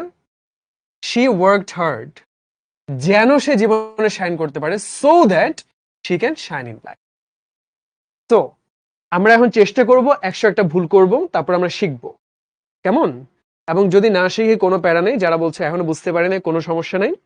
এই নিয়মগুলো ঘুরে ফিরে বারবার আসবে। আমরা আরো কয়েকবার দেখবো, তখন ধীরে ধীরে সহজ হওয়া শুরু করবে। কারো কারো মাথায় কিছুই ঢুকছে না, দ্যাটস ফাইন, কিছু ঢুকবে না, টেনশন নাই। হ্যাঁ, নো টেনশন, নো চিন্তা, ডু ফুর্তি। আমরা এটা প্র্যাকটিস করতে করতে হয়ে যাবে। আমরা কিছু দেখলাম, এইবার আমরা একটু সামনে আগাবো। কিভাবে? কমেন্ট একটু পজ করে দিয়ে চলো আরো কিছু রুলস দেখি। উরি বাবা, এটা কে? প্রাপ্য কি খাইতেছে এগুলা? বুফে আইটেম, এত দামি দামি খাবার, এত কিছু, এত টাকা দিলে তো ভাই গরিব হয়ে যাবো। দেখি কি এক্সাম্পল আছে। I know the poor man. আহা, বেচারা আসলে সবাই ট্রিট দিতে গিয়ে গরিব হয়ে গেছে। খুব দুঃখের বিষয়, যাই হোক, ঠিক আছে। I know the poor man, এটার কম্পাউন্ড যদি বানাই, I know the man and he is poor. আমি তাকে চিনি এবং সে অনেক গরিব। কমপ্লেক্সে কি করব? I know the man who is poor. এই যে লিখে দিচ্ছে, কিন্তু দেখো সব কিন্তু ফর্মুলা লিখে দেয়া। তো তোমাদের কি করতে হবে জানো? প্রত্যেকটা জায়গায় একদম কিন্তু ফর্মুলা লিখে দিচ্ছে, এক্সাম্পলও লিখে দিচ্ছে। এখন আমি তোমার 100 বারও যদি বলি, তোমার কিন্তু এটা প্র্যাকটিসটা করলে মনে থাকবে না।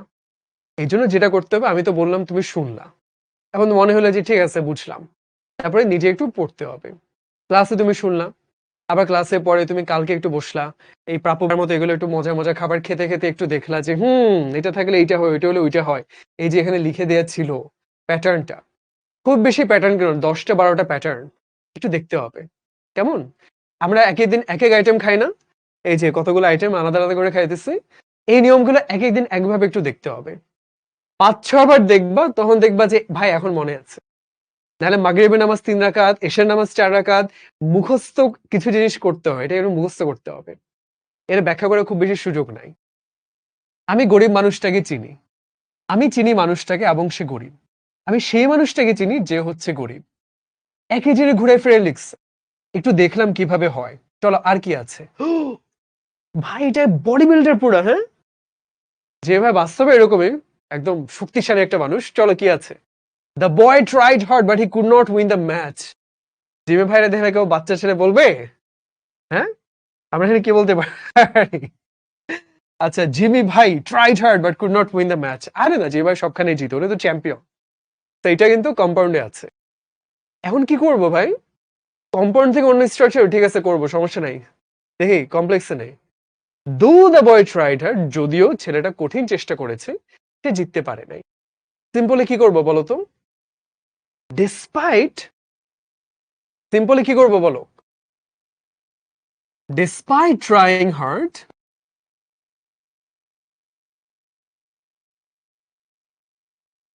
The boy could not win the match.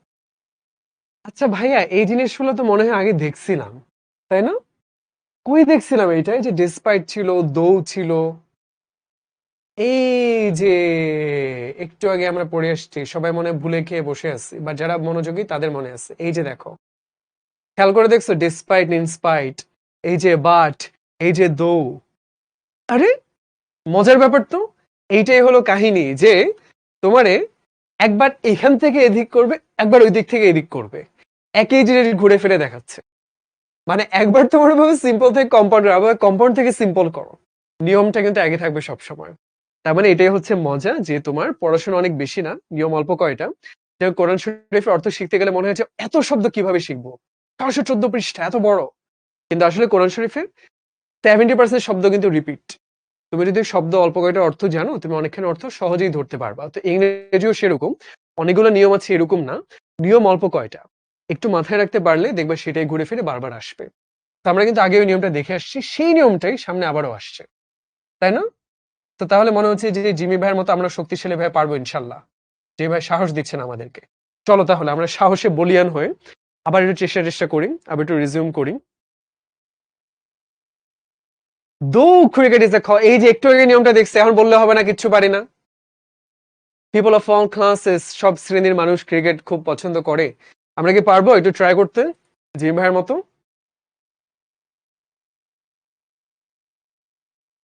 Anika বলছে এখন একটু বুঝতে পারছি, এক্স্যাক্টলি, আরেকটু আগাবো আরেকটু বুঝতে পারবো। এগুলো একদম ইজি, এগুলো একদম পানি ভাত। কিন্তু ভাই কেউ তো উত্তরটা লিখছি না, সবই বুঝলাম কিন্তু উত্তরই লিখলাম না, লাভ হইলো কি? মুশতাক অনেক চালাক আছে, আমার নাম পড়েন বললে নাম পড়ে দিয়ে, আমার নাম পড়লেন না, এখন কিন্তু পড়ে ফেললাম, তোমার ফাঁদে পা দিয়ে ফেললাম না। যাক, কেউ পারতেছি না, ছি ছি ছি। এই যে Nishan, despite cricket is a costly DM people. আচ্ছা, যাক হয়েছে, ডিসপাইট হবে, এক্স্যাক্টলি, ফ্যান্টাস্টিক। ইয়াস, আমরা আরো দুজন কমেন্ট করছি, তাহিরা কমেন্ট করেছি, ফ্যান্টাস্টিক, রাফিও করেছি, ফারিহা করেছি। এই তো, যদিও ক্রিকেট একটা খুব ব্যয়বহুল খেলা, এটা যদি আমরা সিম্পলে নেই তখন হয়ে যাবে খুব ব্যয়বহুল খেলা হওয়া সত্ত্বেও সবাই ক্রিকেট পছন্দ করে। তার মানে এটা যা আছে তাই থাকবে, এটা চেঞ্জ হবে না। এখানে দৌড়ের বদলে despite cricket being a costly game এটা হয়ে যাবে, কিংবা despite being a costly game. ব্যাস, এই তো আমরা একটু একটু পারছি। এবারে 2 নম্বর সে কমপ্লেক্স করে, the game is played between two teams each consisting of 11 players. পারবো আমরা? চেষ্টা করে দেখি, না পারলে কোনো সমস্যা নেই, আমরা একটু চেষ্টা করি।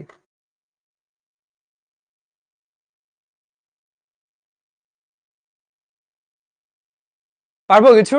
মনে হচ্ছে কিছু পারবো না, 2 নম্বরটা অনেক কঠিন।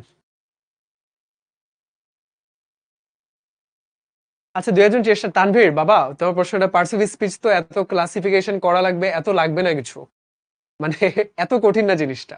বিইং কেন হলো? ডিসপাইট বা ইনস্পাইটের পরে বিইং বসে। আগের এক্সাম্পল গুলো যখন দেখবা দেখবা যে সবখানে এটা ছিল, কেমন?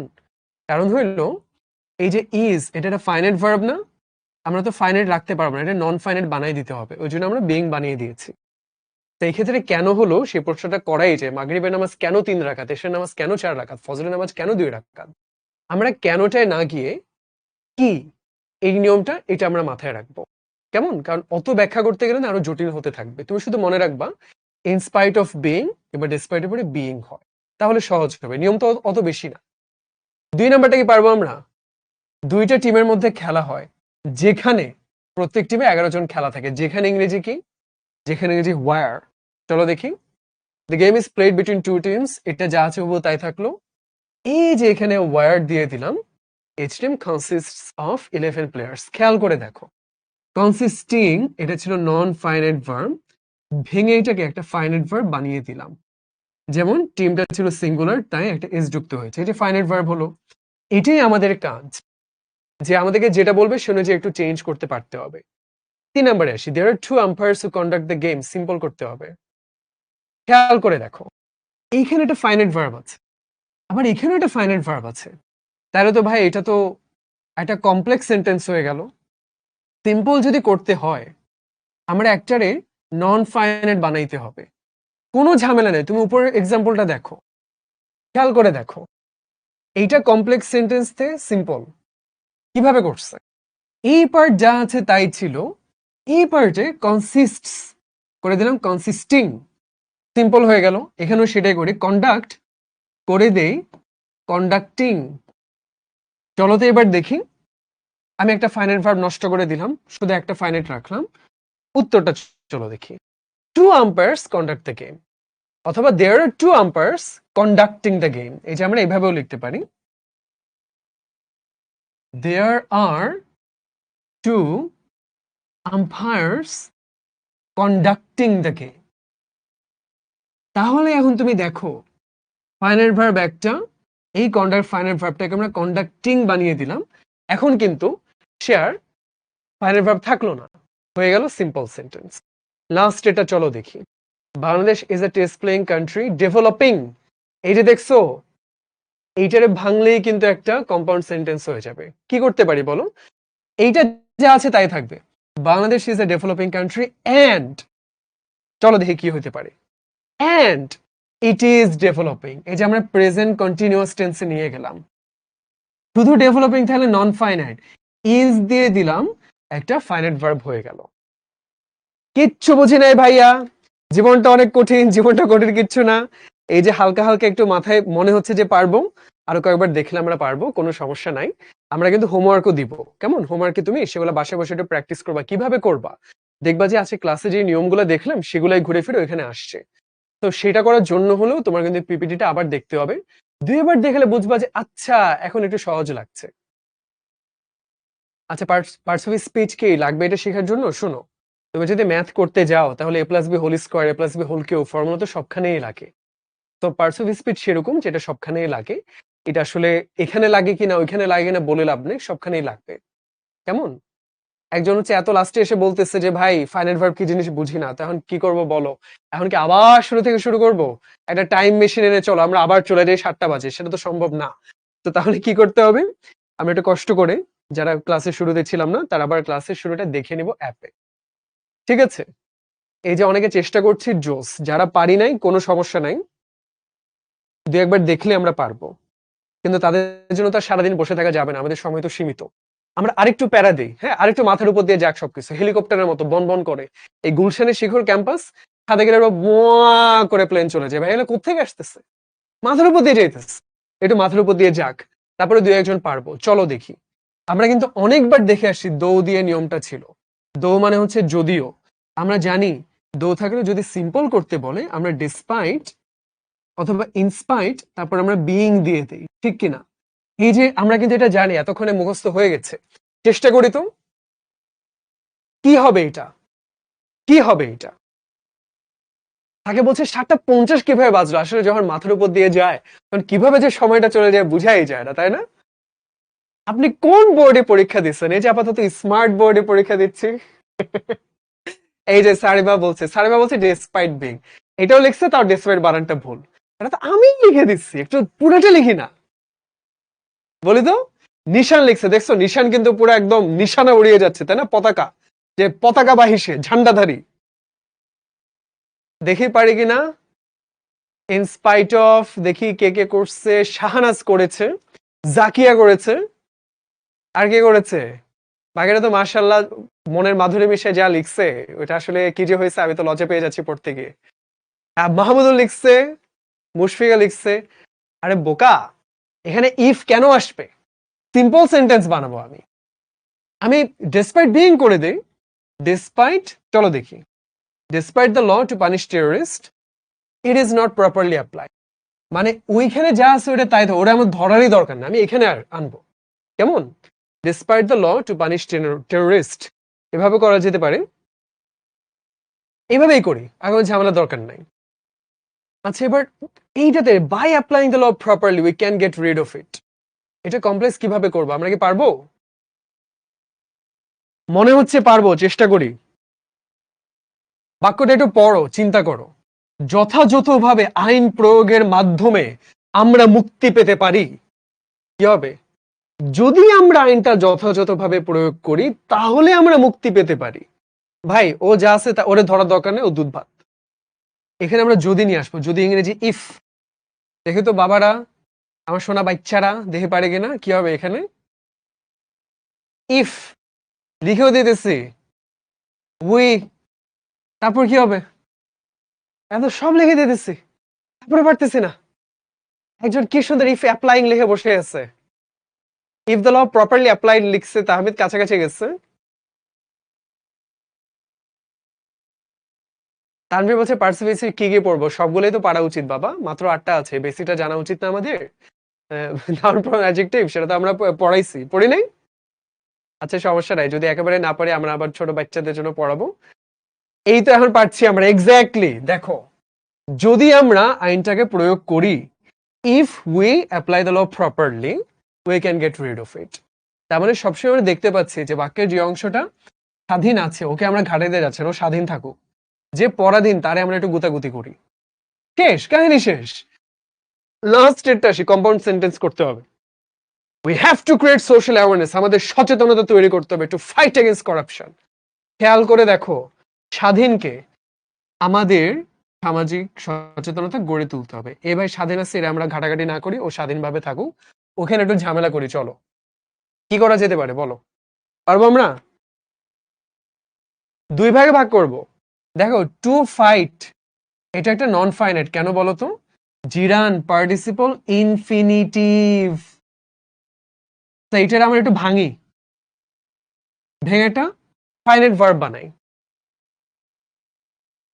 We have to create social awareness and we have to, এই তো সাব্বাস, মাহফুজ করতেছে আমাদের গুণী কৃতি শিক্ষার্থীদের কমেন্ট দেখে আমি ধন্য হয়ে যাচ্ছি। ফাতিহা, তারপর হচ্ছে মাহফুজ, নন্দিনী, আবারও ফাতিহা মাহফুজ। আরে ভাই এই বছরই আমি তো ভাবছি অনেকজন পারছে।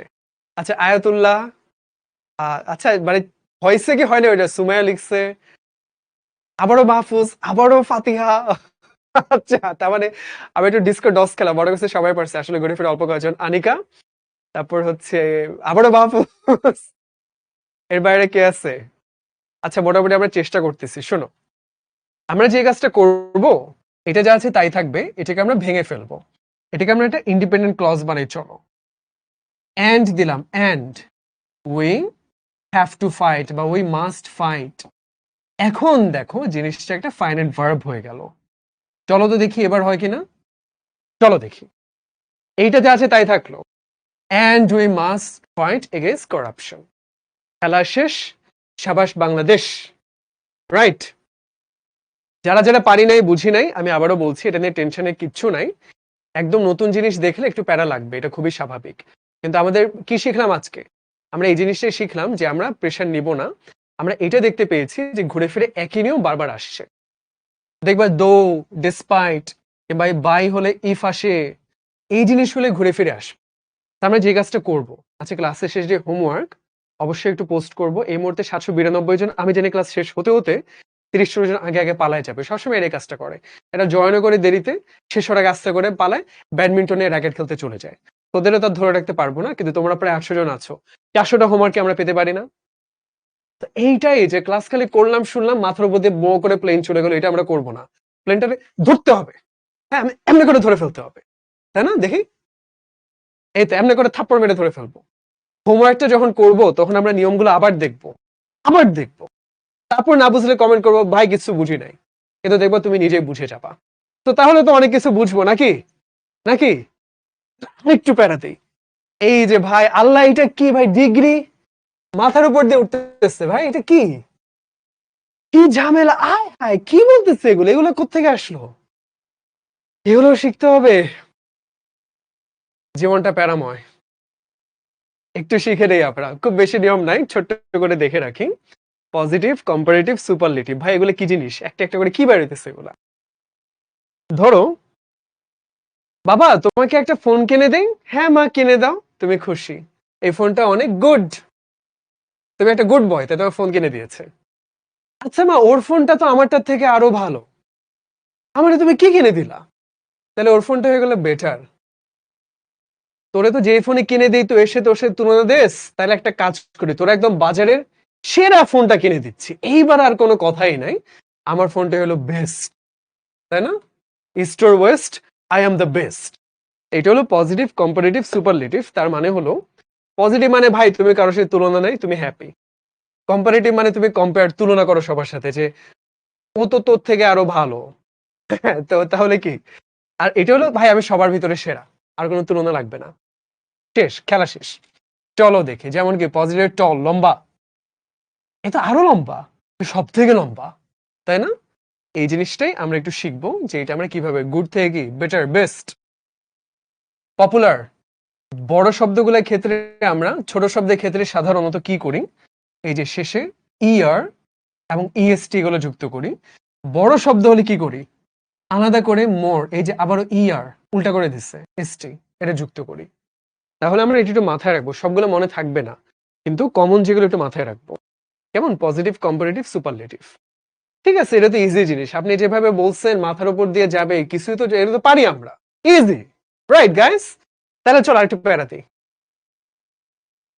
এই যে এখন কি জানি এটা বাইরে হবে, দেখি তো কি, পারবো, আমরা পারবো। এগুলো কি ভাই? না, বেশ ঝামেলা লাগতেছে এখন দেখতে, নাকি? দেখি এগুলো কি জিনিস, আমরা বুঝবো মনে হচ্ছে, একটু চেষ্টা চেষ্টা করে দেখি। এখানে বলছে 3 ধরনের বাক্য চেঞ্জ করা। এতক্ষণ আমরা পড়ে আসলাম সিম্পল থেকে কেমনে কমপ্লেক্স করে, কমপ্লেক্স থেকে কম্পাউন্ড করে, কম্পাউন্ড থেকে সিম্পল করে, সিম্পল থেকে কমপ্লেক্স করে, এদিক ওদিক করে ইধার কামাল উধার কা ঢালো, উধার কামাল ইধার কা ঢালো, শিখলাম না? এখানেও একটু এটা শিখবো। আমার ফোন ভালো, তোর ফোন আমার থেকে ভালো, ওর ফোন সবার থেকে ভালো, এই ট্রান্সফরমেশনটা শিখবো। চলো দেখি, খুবই সিম্পল জিনিস। তোমারে বলছে no other metal is as useful as iron. তুমি চিন্তা করে দাও, তার মানে কি? আয়রনের থেকে ভালো মূল্যবান ধাতু, কাজে আসে এরকম একটা ধাতু আর কেউই নাই। এই বাক্যটা যে কম্পারেটিভে নেই। খেয়াল করে দেখো, ইউজফুল বড় শব্দ, তাহলে কি করব? ইউজফুল আর করব না, আমরা শিখে আসছি বড় শব্দের ক্ষেত্রে আমরা কি করি? মোর যুক্ত করে দেই। মোর useful, most useful, just simple জিনিস। চলো আমরা দেখি। Iron is more useful than any other metal, যে কোনো ধাতুর থেকে ভালো। আর সুপারলেটিভ কি?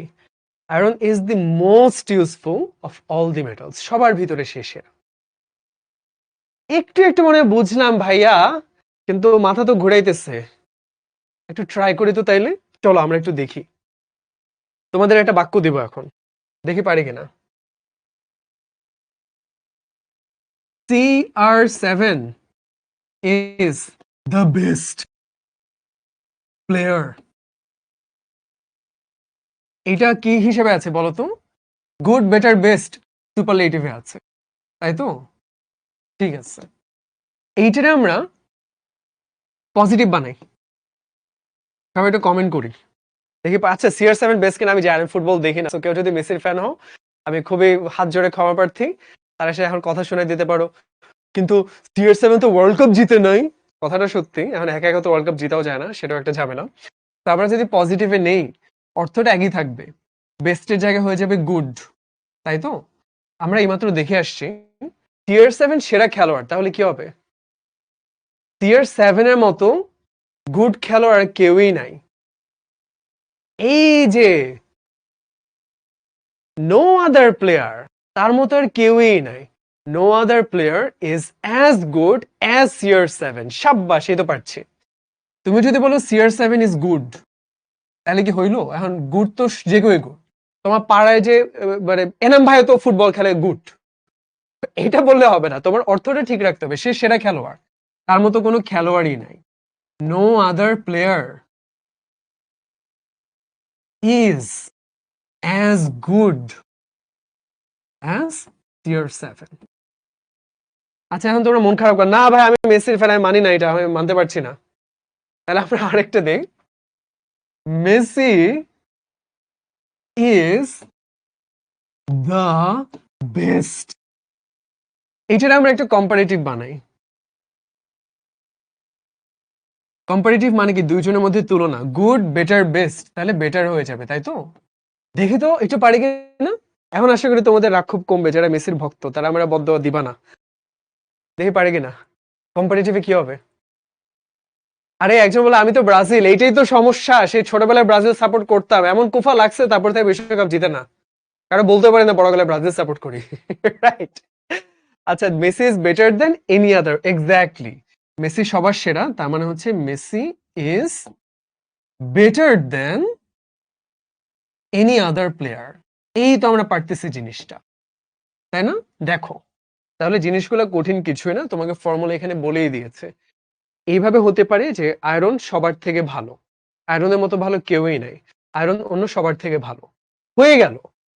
কিন্তু খেলা এখানেই শেষ না, আর একটু ঝামেলা আছে, সেটা আমি একটু মন দিয়ে শুনবো। তোমার লাস্ট টাইম একটু সরেচারের মতো কমেন্ট বন্ধ করে দিচ্ছি। সরি গাইস, একদিনে এত বেশি সরেচারি হয়ে যাচ্ছে, এই ব্যাপারটা খুব দুঃখজনক। আল্লাহ, কেমনে? এই তো এখানে গিয়ে এটা ক্লিক করব, এই তো সবাই এখন চুপ হয়ে গেল। আচ্ছা, এবার বলতেছে যে ভাই সবসময় তো আর সবাই সেরা হইতে পারে না, একটু ঝামেলা আসছে। এবার ঝামেলাটা কি? দেখো, খুব মন দিয়ে শুনি, এটা সবাই কনফিউজড হয়ে যায়। আমরা হব না, তাই না? আমরা পারবো, তারপর বলবো আমরা করি সিউ। সিউ বলে না সু বলে, আমি জানি না আসলে। চলো তাহলে দেখি। এখানে বলতেছে যে কি ভাই, আর নাম পারো জামিল, সুন্দর একটা নাম দিত, যে ধরো যে আজমাইন, তাই না? জামিল। আচ্ছা, তোমাদের এখানে জামিলকে ওখানে মাইন্ড করো না। Jamil is one of the most humble boys. তার মানে কি দেখো, এর আগে বলছিল যে রোনালদো সবার সেরা, মেসি সবার সেরা। এবার সবার সেরা বলে নাই, ক্লাসে 100টা ছেলে আছে, এর মধ্যে হাম্বল মানে কি? খুব ভদ্র, তাই না? ভদ্র ছেলে আছে ধরো 10টা কিংবা 5টা, জামিল তাদের একজন। একটু প্যাচ আছে, কিন্তু সে সবার সেরা না, সবচেয়ে সেরাদের একজন। Jamil is one of the most humble boy. এইবার যদি এটারে কম্পেয়ার করি, আগে আমরা বলছিলাম CR7 যে কারো থেকে সেরা। CR7 is better than any other player. এখানে তুমি কি বলতে পারবে যে কারো থেকে বেশি ভদ্র? ওর মতো ধরো 5টা ছেলে আছে, তাহলে কি বলতে হবে? ও বেশিরভাগ ছেলের থেকে ভদ্র। তো এনি আদার না বলে আমরা বলবো মোস্ট আদার। এই যে দেখো, Jamil is more humble than most other boys. বেশিরভাগ ছেলের থেকে ভদ্র। এবার পজিটিভে কি বলছিলাম আগে? ভাই CR7 এর মতো কেউই নাই এত ভালো। No other player is as good as CR7। এবার কি বলবো? না না ভাই, ওর মাত্র 3-4টা ছেলে ভদ্র আছে। খুব অল্প পরিমাণ ছেলে জামিলের মতো ভদ্র। ভেরি ফিউ বয়েজ আর অ্যাজ হাম্বল অ্যাজ জামিল। তাইলে মনে হচ্ছে একটু একটু বুঝা গেল, তাই না? আশা করি বুঝা গেছে। বুঝে কি গেছে? যদি বুঝা যেয়ে থাকে সবাই একটু সিউ বলি, তাহলে বুঝবো যে বুঝা গেছে। মেসির ফ্যানরা কি বলে, মেসি কি বলে আমি জানি না আসলে। মনে হচ্ছে একটু একটু বুঝা গেছে না? ইয়েস। আমি ব্রাজিল ফ্যান ছোটবেলায় ছিলাম, এখন আমি আসলে আশা ছেড়ে দিয়েছি। আমি হলাম বাংলাদেশ যদি কোনোদিন বিশ্বকাপ খেলে তাহলে বাংলাদেশ সাপোর্ট করে, তো বাংলাদেশ আসলে কখনো খেলবে না, হবে না। তো এই জন্য দেখাটা হয় না। লাস্ট ওয়ার্ল্ড কাপে আমি একটাই ম্যাচ দেখছিলাম শুরুতে, আর্জেন্টিনা সৌদি আরব। আমি একজন মোমেন মুসল্লি, আমি নামাজ পড়ে খেলা দেখতে বসেছি, সৌদি আরব জিতে গেছে, আলহামদুলিল্লাহ, খুব খুশি। তারপর দেখো ব্রাজিল বাদ পড়ে গেছে। তাইলে কারে সাপোর্ট করা যায়? তাহলে আর্জেন্টিনায় সাপোর্ট করি। পরে আর্জেন্টিনা জিতছে, আমি সাপোর্ট করছি, জিতবে না এটা তো স্বাভাবিক, অবশ্যই জিতবে। তো আমি হ্যাপি। ঠিক আছে, তাহলে গাইস কিছুটা আমরা বুঝলাম, রাইট? এখন চলো আমরা মোটামুটি যা বুঝছি আমরা একটু হোমওয়ার্ক গুলো করবো। এবং আল্লাহর ওয়াস্তে প্লিজ আমরা একটা স্ক্রিনশট নিয়ে রাখি। আমি জানি যে জিনিসগুলো একটু কঠিন লাগতে পারে, বাট ট্রাস্ট মি, কঠিন লাগার কিচ্ছু নাই, খুবই সিম্পল জিনিসপত্র। আমরা যে কাজটা করব সেটা হলো এইটা সলভ করার জন্য অবশ্যই পিপিটিটা আবার দেখব। তোমরা জানো যে অ্যাপে ঢুকে গেলে অ্যাপের ভিতরে কিন্তু তুমি দেখবা যে এই পিপিটিটা দিয়ে দেওয়া আছে, নিয়মগুলো দিয়ে দেওয়া আছে। তুমি একটু ট্রাই করলেই পারবা, ইভেন অনেকগুলো ক্লাসের মধ্যেই পারবা, ঠিক কিনা? যেমন কমপ্লেক্স যদি হয়, কি হয়ে যেতে পারে? সে পরিশ্রম করেছে কিন্তু মানে সে মানে সফলতার জন্য পরিশ্রম করেছে, কি বলতে পারি? হি ওয়ান্টেড টু সাকসিড, তাই না? And that's why he worked hard. হ্যাঁ, এই যে এরকম করে করে চেঞ্জ করা। Seeing the rain she stayed indoors, কি হয়ে যাবে? She saw the rain and she stayed indoors. এই যে জিনিসটা সব কিন্তু দিয়ে দেওয়া আছে কমপ্লেক্সে কমার। Although he worked he failed, he worked hard but he fail. মনে আছে? সবগুলা নিয়মই যা পড়ে এসেছি ওখান থেকেই আছে। আমি জানি যে তোমরা অনেকে হচ্ছে ফাঁকিবাজি করে পোস্ট করবা না। 792 জন, সে এখন কয়জন আছে দেখি তো? অনেকে তো আগে আগে পালায় যাওয়ার কথা। 743 জন, খুব বেশি পালায় নেই, মাত্র 50 জন পালাইছে। তাহলে চলবে, সমস্যা নাই। তো গাইস, 2 জন মন খারাপ করতেছে, আহারে আপনি আমার মেসেজে রিপ্লাই দিচ্ছেন না কেন? বাবা 800টা মেসেজ যখন আসে এটা কি সম্ভব হয়? আমরা তো চেষ্টা করি, তারপরে মিস হয়ে গেলে একটু। আচ্ছা, পিপিটি কি? পিপিটি হচ্ছে পাওয়ার পয়েন্ট প্রেজেন্টেশন। এই যে পুরোটা পাওয়ার পয়েন্টে নেওয়া হলো সেটা কথা বলছি। এটা তুমি পিডিএফ আকারে পেয়ে যাবা। কেমন গাইস? তো প্র্যাকটিস বুকও ইনশাল্লাহ দেওয়া হবে। এবং যদি কোনো কিছু তোমরা না পাও তখন এসে কি করবা? গ্রুপে পোস্ট করবা, আমার প্র্যাকটিস বুক দেয়া হয় নাই কেন? তখন আমরা গিয়ে কি করবো যে ইংলিশ টিমকে গিয়ে বলে এখনো দাও নাই কেন? তাড়াতাড়ি দিয়ে দেওয়া হবে। তো কোনো টেনশন নাই, নো চিন্তা ডু ফুটতে, সবাই হোমওয়ার্কটা করবো, সবাই অবশ্যই পোস্ট করবো। সো গাইস, করতে হবে। এই 10টা সলভ করে 10 মিনিটও লাগবে না, আল্লাহর ওয়াস্তে আমরা একটু লিখে 10টা লাইন জাস্ট, প্রশ্ন তুলতে হবে না, তুমি 1 2 3 4 লিখে পোস্ট করে দিবা। এটা একটু দেখতে চাই। তোমরা পোস্ট করলে তখন বুঝতে পারবো যে কোথায় ভুল করছো, কোথায় কি শিখার আছে, কোনটা কিরকম। কিন্তু একেবারে পোস্ট না করলে তো বুঝবো না। সো গ্রুপ ফাটায় ফেলবা পোস্ট করে। ওকে, তো ইনশাল্লাহ আবার দেখা হবে। সেই পর্যন্ত সবাই ভালো থাকো, সুস্থ থাকো। আজকে অনেক কিছু মাথার উপর দিয়ে গেছে, একবার পিডিএফটা দেখে সেটা হাতের মধ্যে আনতে হবে, হাতের নাগালে, মাথার উপরে থাকলে চলবে না। তো ইনশাল্লাহ আবার দেখা হবে। Until then take care. আসসালামু আলাইকুম পোলাপাইন, এন্ড আল্লাহ হাফেজ।